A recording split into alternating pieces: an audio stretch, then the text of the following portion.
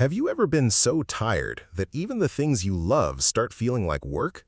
Not physically tired, not the kind of tired that disappears after a good night's sleep, the kind of tired that follows you everywhere, the kind that sits quietly in the background while you're answering messages, showing up to work, making plans, and telling everyone you're doing fine.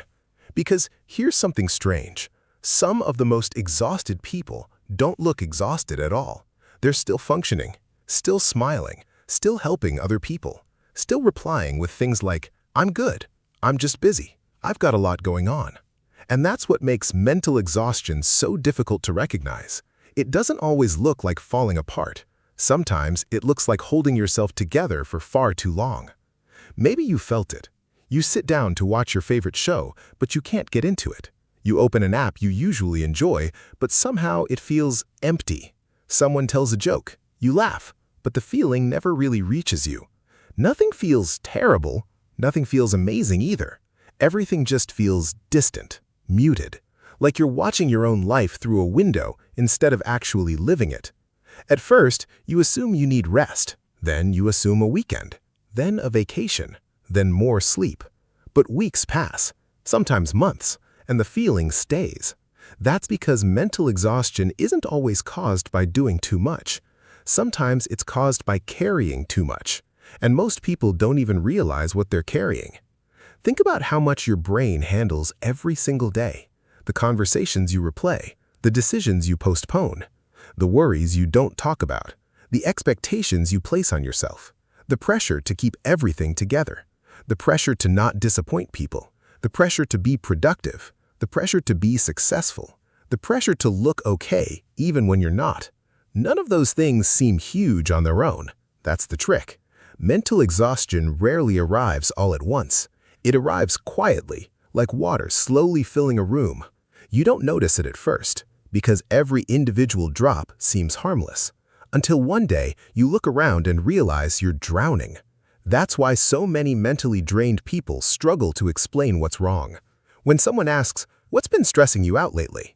they don't know what to say. Because there isn't one obvious answer, no disaster, no major crisis, no single moment they can point to, just months or years of accumulated pressure, 1,000 tiny things, 1,000 tiny weights, and eventually the mind starts paying the price. At first, it's small. You forget little things. You lose focus more easily. You reread the same sentence 3 times. You walk into a room and immediately forget why you went there. You stare at your screen without actually processing what's in front of you. Not because you're lazy, not because you're incapable, because your mental battery is running lower than you realize. Imagine your phone. When dozens of apps are running in the background, the battery drains faster. The phone becomes slower, hotter, less responsive. The human mind works in a surprisingly similar way, except most people never close the apps.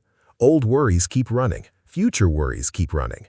Unfinished conversations keep running, guilt keeps running, pressure keeps running, self-criticism keeps running, and every one of them quietly consumes energy. That's why some people wake up exhausted even after sleeping 8 hours, because sleep restores the body, but it doesn't automatically silence the mind.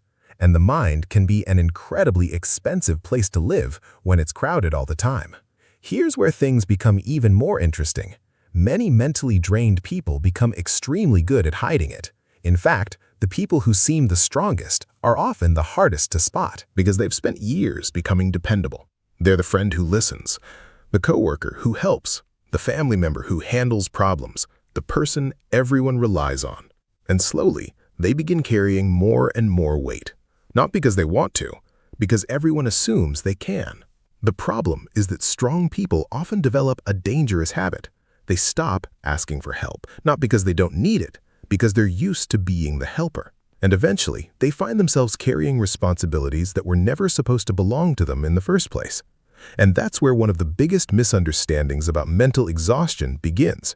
People assume exhausted people need more motivation, more discipline, more willpower, more productivity. But imagine trying to drive a car with an empty fuel tank. The problem isn't motivation.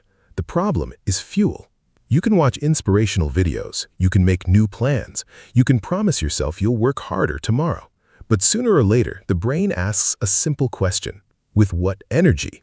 And when that energy keeps running low for too long, the mind starts protecting itself, not in obvious ways, in subtle ones. That's when people begin withdrawing. They stop answering messages right away. They cancel plans they were excited about a week earlier. They spend more time alone, not because they suddenly hate people, because interaction starts feeling expensive. Every conversation requires energy. Every decision requires energy. Every obligation requires energy. Even replying to a simple text can feel strangely overwhelming. If you've ever looked at a message, thought, "I'll reply in a minute," and then realized 3 days have passed, you know exactly what this feels like. And then something even stranger begins to happen: the emotional numbness. Most people imagine burnout as constant panic, constant stress, constant anxiety. And sometimes it starts that way. But after enough time, the mind changes strategy. Instead of turning emotions up, it starts turning them down. Not just the painful emotions, all of them. Excitement becomes quieter. Curiosity becomes weaker. Joy becomes harder to reach. The things that once made you feel alive suddenly feel ordinary. The scary part isn't feeling bad all the time. The scary part is forgetting what feeling good used to feel like. Life doesn't necessarily feel terrible. It just feels muted, like listening to your favorite song with the volume turned almost all the way down. You know the music is still playing, but you can't feel it the same way anymore. And many people mistake this for laziness or failure or losing their passion. But often that's not what's happening at all. Their mind has simply been running in survival mode for too long. And survival mode has very different priorities.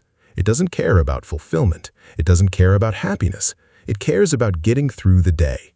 That's it. Imagine a city facing a power shortage. The city doesn't shut down completely. It keeps the essential systems running. Everything else gets reduced. The brain does something remarkably similar. When resources become limited, it starts conserving energy. That's why mentally exhausted people often lose interest in things they genuinely love. Not because they stopped caring, because their system is trying to keep the lights on. And here's something almost nobody talks about. Sometimes exhaustion isn't caused by work. Sometimes it's caused by being emotionally available for everyone else. Being the person who listens, the person who understands, the person who stays strong, the person who carries the emotional weight in every relationship. At first, it feels normal. Then one day you realize something uncomfortable. You've been taking care of everyone except yourself. And the longer that continues, the heavier everything becomes.